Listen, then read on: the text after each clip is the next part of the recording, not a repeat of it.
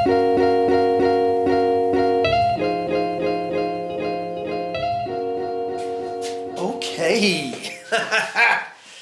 All right. What's up, everybody? Welcome back to another Shop Talk Tuesday, where we talk about stuff in the shop on a Tuesday.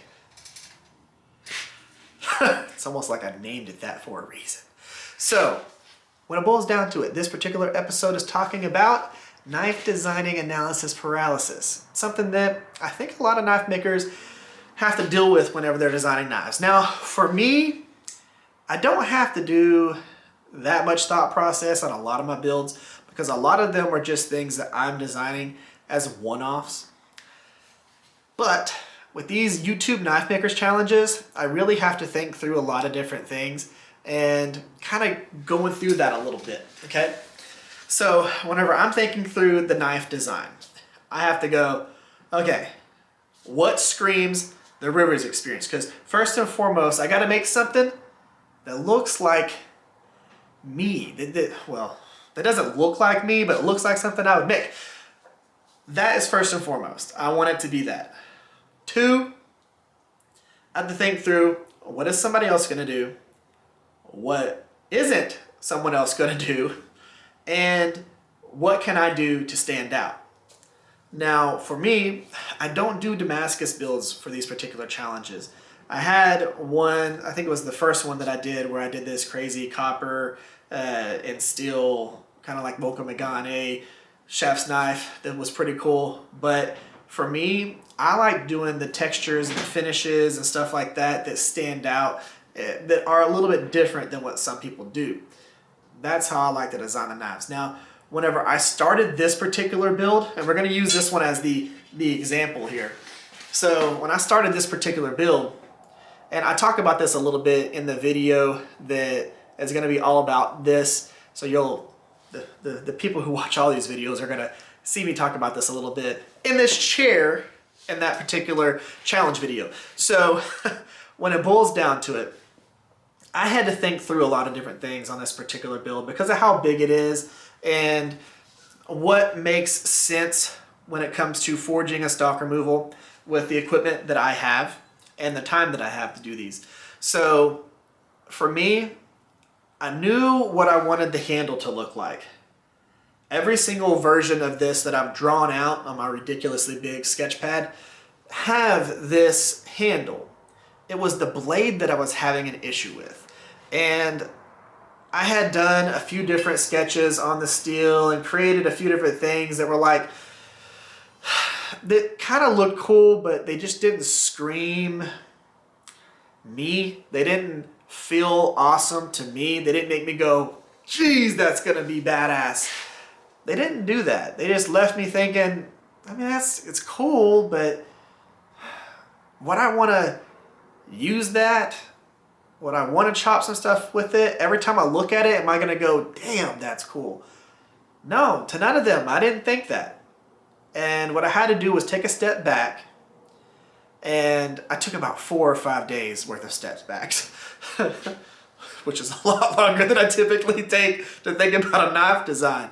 I had to get my wife out here to go ahead and be like a sounding board and let me show her some pictures and us kind of think through what I wanted to create. And we were able to design the knife based on what I thought was cool. Not thinking about what others were going to do and what they weren't going to do. Not thinking about the challenge aspect of it, but what I thought would be cool, badass, and just every time I looked at it, I would think, oh, damn, that's cool. I'm so happy I have that, because that is one of the coolest parts about being a knife maker, is being able to create things like that. Now, that's what led us to this particular design here. I've got a couple of design characteristics that I really think are cool. There's gonna be a hole here, hole there. There's gonna be some hand file work there. Same thing up here. I think that the overall design for this just screams something that I would create, and that's what I love about this. But it really took me designing a bunch of knives that I keep calling it a knife. It's basically like a sword. I mean, it's 25 inches long, just over that. So it's basically a sword, but it's also not. It's just a really big two-handed chopper knife thing. But I had to just think through what I thought was going to be cool. And I think that once I get done with the textures that I'm going to do, once I get done with the particular style of acid etching that I'm going to do, once I get done with doing the handle the way that I want to do it, I'm going to be using a torch on it and burning the wood and doing all kinds of stuff like that.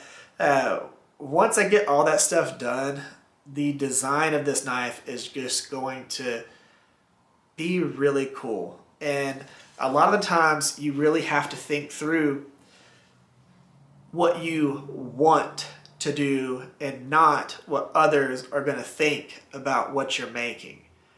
You know, make what you think is cool. Make what you think is awesome. Make what you would want to use. Because if you do that, you're going to put more thought into it. You're going to be more prideful when it comes to making it because it's something that you really like.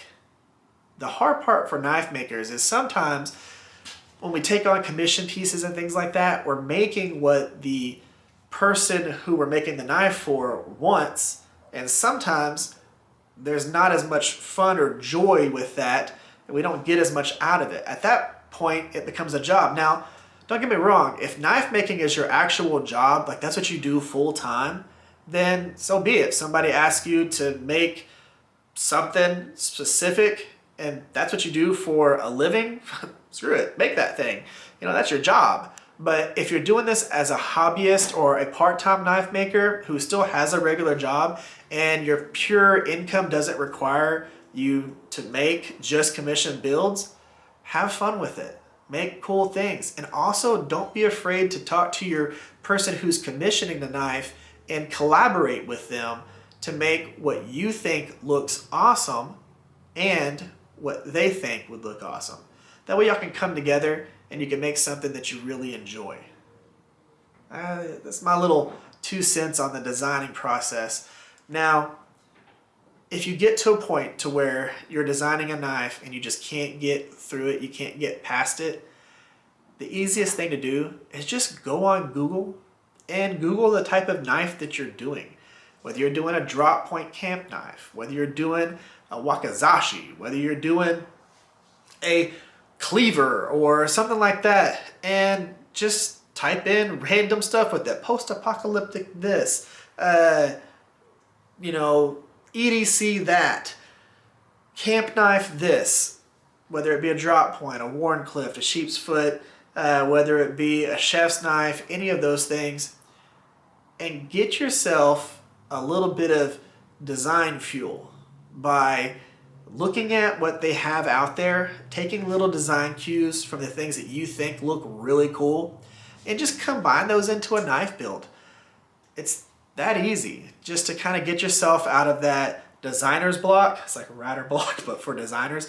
Just get yourself out of that funk and be able to design something that you think is really cool, like what I did with this right here, and what I do with a lot of my builds that I make. You know, I'll take design cues from all kinds of different builds. Me personally, I've been a knife collector since I was a teenager. That was a long time ago.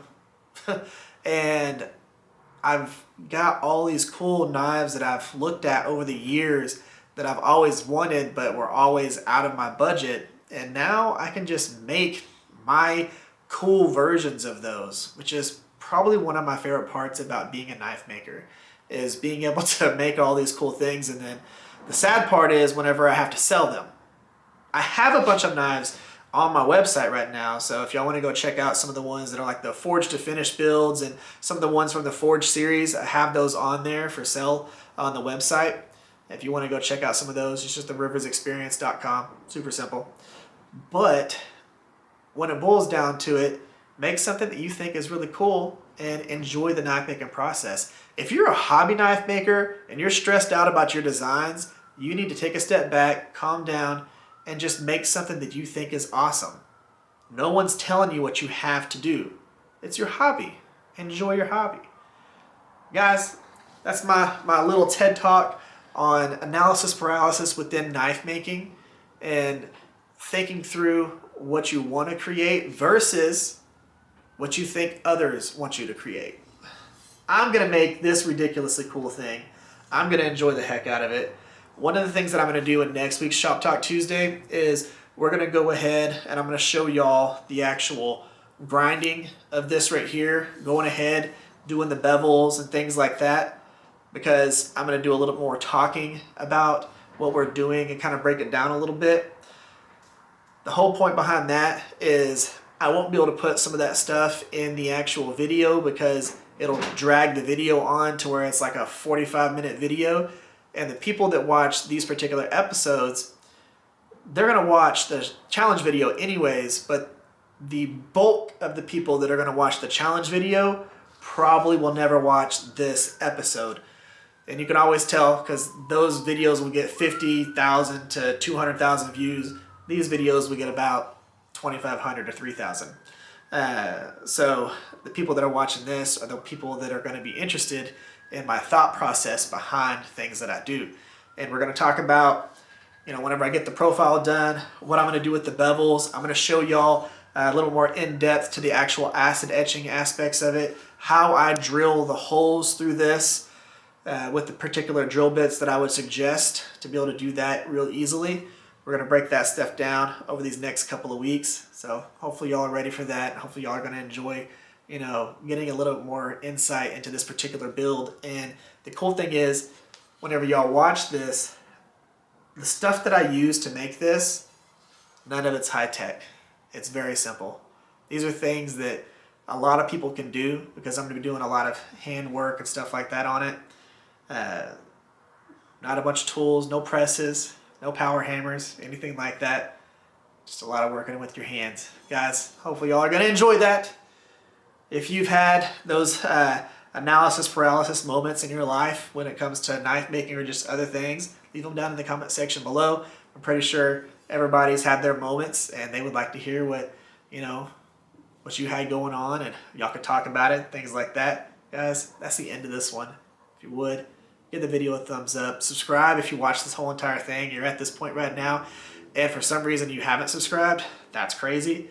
Go ahead, subscribe to the channel. Y'all have an amazing day. Y'all stay safe out there. I'll catch y'all next time.